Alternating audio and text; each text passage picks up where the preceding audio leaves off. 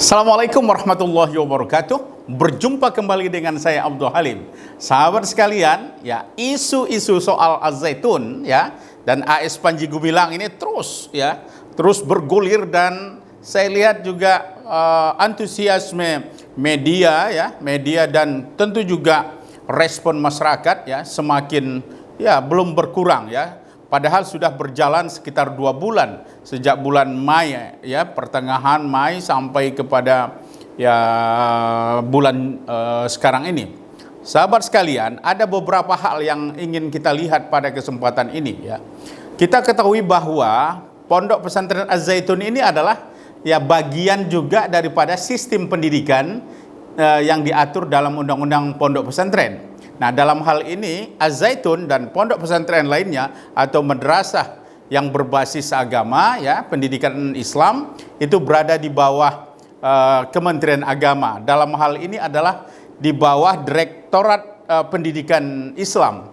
Nah, di sana di bawah Direktorat Pendidikan Islam ini terdapat Direktur Pendidikan Diniyah dan Pondok Pesantren. Nah, bagaimana sebenarnya kurikulum mereka? Bagaimana sebenarnya kira-kira apakah kurikulum ini telah sesuai ya dengan apa yang kita lihat secara kasat mata yang terjadi ya, yang menjadi isu-isu panas ya di pelaksanaan pengamalan maupun pemahaman, baik itu yang dimunculkan oleh AS Panji Gumilang maupun yang dipraktekkan oleh para santri atau gurunya. Sahabat sekalian, mari kita ikuti ya pernyataan dari Direktur Pendidikan Diniyah dan Pondok Pesantren Bapak Profesor Dr. Waryono. Silakan. Untuk madrasah juga ada nomenklatur pengawasan madrasah. Lah memang dari data yang kami peroleh ini Mbak Zilvia, ini terbaru ini ya, tanggal 5 Mei 2023, Pondok Pesantren Az-Zaitun itu menggunakan kitab standar sebenarnya. Jadi misalnya Mbak, untuk hadis menggunakan Bulughul Maram. Bulughul Maram itu dipakai di pesantren-pesantren gitu ya. Kemudian untuk fikih itu menggunakan Bidayatul Mujtahid. Ini karya Ibnu Rushd gitu ya. Ini standar juga gitu loh. Kemudian yang ketiga ini untuk akidahnya menggunakan Mabadiul Awaliyah. Ini juga standar. Kemudian untuk bahasa Arab ini ada Amthilatut Tasrifiyah. Ya tentu saja kita kan nahnu nahkumu bidzawahiriha. Dan yang kedua tentu saja kami sebenarnya juga ingin bertanya lebih jauh pasca munculnya Pak Panji Gumilang menyampaikan hal-hal yang di luar ada dalam kitab ini. Jadi misalnya tadi disampaikan oleh Pak Ihsan minimal melalui media kok beliau menyampaikan bahwa Quran itu adalah kalam Muhammad. Ini kalau membaca kitab-kitab fikih dan hadis ini nggak ada. Kami heran kenapa antara yang disampaikan kepada para asesor gitu ya, kepada penilai kurikulum madrasah dan seterusnya itu berbeda dengan yang ditampilkan di media. Maka kami duga gitu kan, kami duga ada kurikulum yang diajarkan berbeda dengan yang ada. Sahabat sekalian, di samping daripada Direktur Pendidikan Diniyah dan Pondok Pesantren tadi, jadi Wakil Sekjen MUI juga, yaitu dalam hal ini Bapak Ihsan Abdullah menyatakan ya seperti ini penilaiannya terhadap kurikulum daripada Pondok Pesantren Az-Zaitun. Memang kurikulum di sana tidak akan mungkin mendapatkan akreditasi kalau ada yang aneh kan. Tetapi kemudian ada plusnya. Nah inilah yang dimaksud dengan hidden. Diduga memang ada hidden. Dan kita mendapatkan itu yang namanya yang hidden itu. Sahabat sekalian, kalau kita lihat ya sebenarnya berbagai pondok pesantren atau madrasah di seluruh Indonesia ini pasti terikat ya dengan kurikulum yang ada atau yang formal dilaksanakan sesuai dengan ketentuan yang diatur oleh Kementerian Agama. Nah, dalam hal ini tentu ada kurikulum formal yang memang mengatur baik itu bagaimana misalnya ketentuan mata pelajarannya, apa yang muatannya mungkin muatan nasional, ada muatan pesantren yang diatur secara nasional juga, kemudian ada nanti muatan lokal yang memang mungkin juga bagian daripada yang termasuk di dalam struktur kurikulum itu. Nah, kalau kita lihat di Az-Zaitun sebenarnya ya sebagaimana yang disampaikan oleh Profesor Waryono tadi, bahwa sebenarnya kalau dilihat dari strukturnya, pelajaran-pelajaran yang diajarkan itu tidak jauh berbeda sebenarnya dengan yang ada di seluruh pesantren di Indonesia. Misalnya tadi disebut kitab hadisnya ya Bulughul Maram. Nah, jadi kitab hadis ini dipakai hampir di seluruh pesantren. Kemudian kitab tentang fikih misalnya Bidayatul Mujtahid misalnya karya Ibnu Rushd. Nah, ini juga dipakai hampir seluruh pondok pesantren. Bahkan di Bidayatul Mujtahid ini juga sudah mulai diajarkan tentang bagaimana perbedaan-perbedaan itu ya, perbedaan pendapat di dalam bidang fikih misalnya. Kemudian juga di dalam kitab bagian akidah itu Mabadiul Awaliyah misalnya. Ini juga diajarkan di sana. Kemudian dari aspek di aspek bahasanya juga hampir sama di seluruh Indonesia. Jadi kalau secara formal memang sebagaimana yang pernyataan dari beberapa Kementerian Agama maupun dari Majelis Ulama Indonesia, memang tidak ada terlihat hal-hal yang agak berbeda atau yang menyimpang dari kurikulum itu. Makanya kita lihat berbagai berita menyatakan dari aspek kurikulum ya, itu pendidikan di Pondok Pesantren Az-Zaitun tidak terjadi penyimpangan. Ini mungkin karena melihatnya adalah di atas kertas. Jadi, nah lalu bagaimana dengan kurikulum ini satu sisi dengan praktek keagamaan, pemahaman keagamaan yang berkembang di pondok pesantren. Nah, saya sependapat dengan Profesor Waryono itu antara yang diajarkan ya, yang terlihat di dalam kurikulum ya, dengan yang dipraktekkan itu sangat berbeda kenyataannya. Misalnya soal kalamullah itulah, misalnya ya Al-Quran adalah bukan kalamullah tapi kalam Rasulullah. Ini jelas berbeda dengan apa yang terdapat di dalam kitab-kitab yang menjadi standar rujukan pondok pesantren di Indonesia, termasuk juga yang dicatatkan dalam kurikulum daripada pondok pesantren Az-Zaitun itu.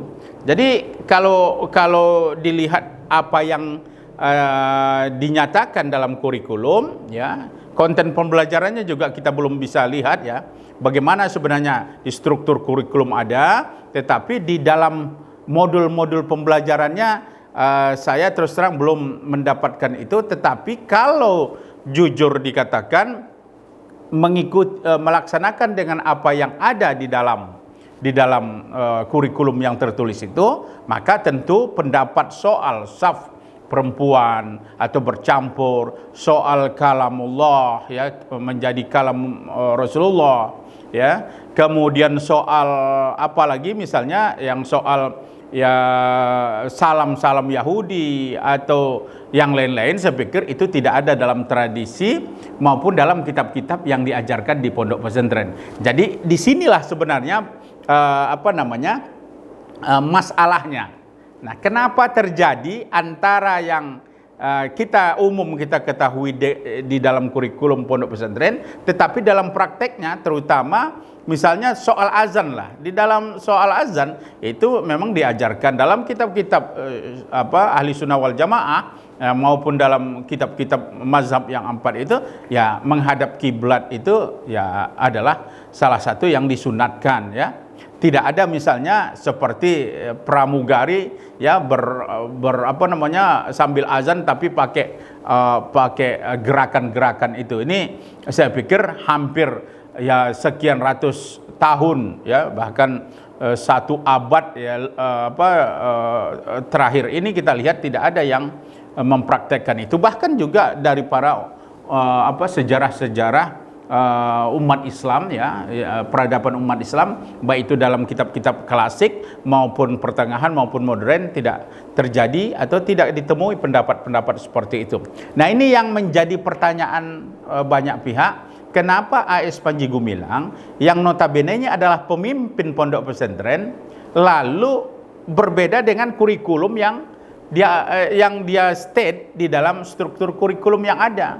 Inilah yang muncul. Nah, Lalu apa implikasinya kalau kita lihat sahabat sekalian ya? Implikasinya tentu ketika nanti ya anak-anak kita ini kan sebentar lagi juga misalnya tamat, dia akan terjun ke tengah masyarakat.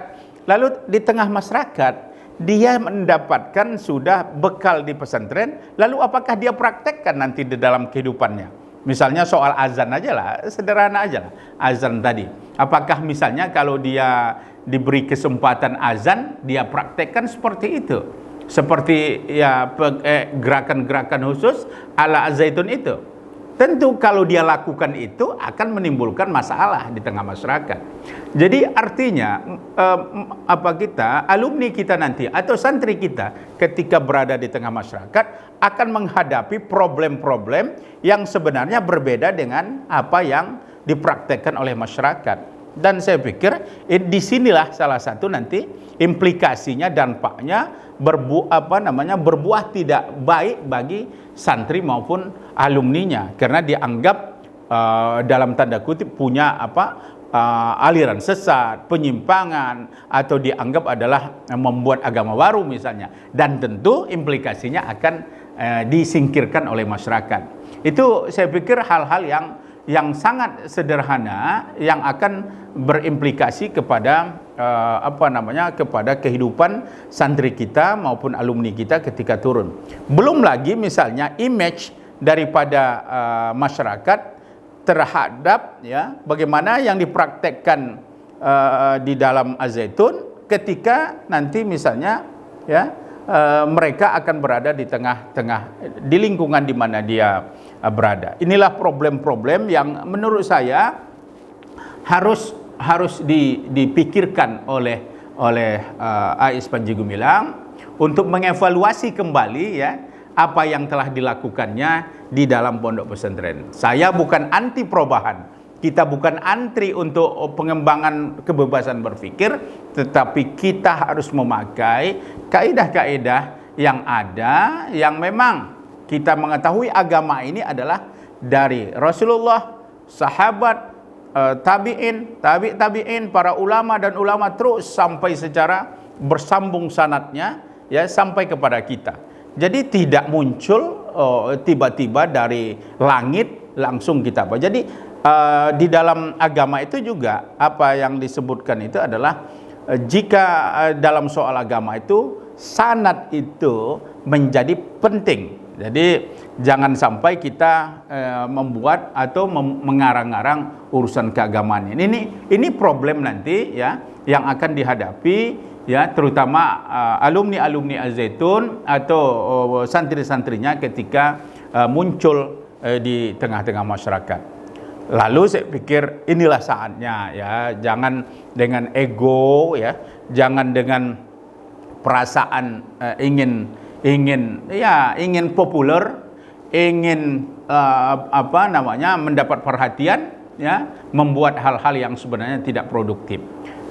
Berbagai alasan dikatakan, misalnya bagaimana misalnya ya toleransi. Nah, coba bayangkan ketika di tengah masyarakat apa berani santrinya, apa berani misalnya mereka itu nanti menyebut ya assalamualaikum, salam. Ya saya pikir mungkin orang diam, tetapi dalam kegiatan-kegiatan sosial kemasyarakatan, dalam hal-hal peluang kerja atau di tempat dia di mana berada nanti, terutama alumni misalnya, orang pasti ini nggak bisa dipakai ini karena pendapatnya atau didikannya dari pondok pesantren itu adalah nyeleneh. Nah ini barangkali yang harus kita perhatikan. Nah sahabat sekalian, jadi kalau kita perhatikan bahwa ya pondok pesantren Az-Zaitun itu adalah ya bagian daripada sistem pendidikan nasional juga, yaitu pondok pesantren di bawah Kementerian Agama. Maka saya pikir pondok pesantren ini harus taat terhadap aturan regulasi daripada negara, dalam hal ini di bawah Kementerian Agama. Jadi ya jangan seenaknya saja misalnya. Jadi aturan itu, kurikulum itu ya ikutilah. Jangan ada hidden kurikulum yang notabene-nya adalah ya yang tidak produktif bagi nasib dan masa depan anak-anak kita, terutama alumni-alumninya atau santrinya yang mengecam pendidikan di Pondok Pesantren Az-Zaitun. Jadi memang harus dipikirkan secara matang oleh pimpinan Az-Zaitun. Nah, lalu ya sebagai ketaatan terhadap negara, maka ya kalau menurut saya apa yang digaung-gaungkan taat Pancasilais, taat hukum. Nah, sekarang buktikan ketaatan dalam mengikuti sistem yang diatur di dalam kurikulum atau sistem pendidikan yang ada diatur oleh Kementerian Agama. Jadi saya pikir harus dibuktikan oleh Panji Gumilang bahwa mereka taat dan ikutilah aturan pemerintah terkait sistem pendidikan yang ada ini, ya. Jangan misalnya bantuannya diambil tapi di belakangnya tidak taat terhadap sistem kurikulum atau sistem pendidikan yang diatur oleh Kementerian Agama atau negara. Nah, oleh sebab itu maka menurut saya Kementerian Agama harus mencoba memperbaiki sistem ini, ya, membina Az-Zaitun. Itu pun kalau mau. Kalau rada-radanya sih saya lihat ya agak tidak mau nanti Az-Zaitun. Tapi bagaimanapun itu harus ada upaya serius dari Kementerian Agama untuk membereskan, untuk melindungi anak-anak kita dari hal-hal paham-paham yang dianggap menyimpang atau bahkan paham-paham yang dianggap sesat atau yang merugikan masa depan mereka. Oleh sebab itu, pikirkan juga bagaimana nanti mereka setelah di Az-Zaitun turun di tengah masyarakat. Jangan kita rugikan generasi kita ini hanya karena keinginan atau paham-paham sesaat untuk kepopuleran pribadi atau untuk mencari simpati atau perhatian daripada masyarakat. Saya pikir inilah hal yang perlu diperhatikan, sehingga kita berharap generasi muda kita yang berpendidikan melalui pendidikan di Az-Zaitun akan menjadi memperoleh pendidikan yang terbaik. Demikian saja. Assalamualaikum warahmatullahi wabarakatuh.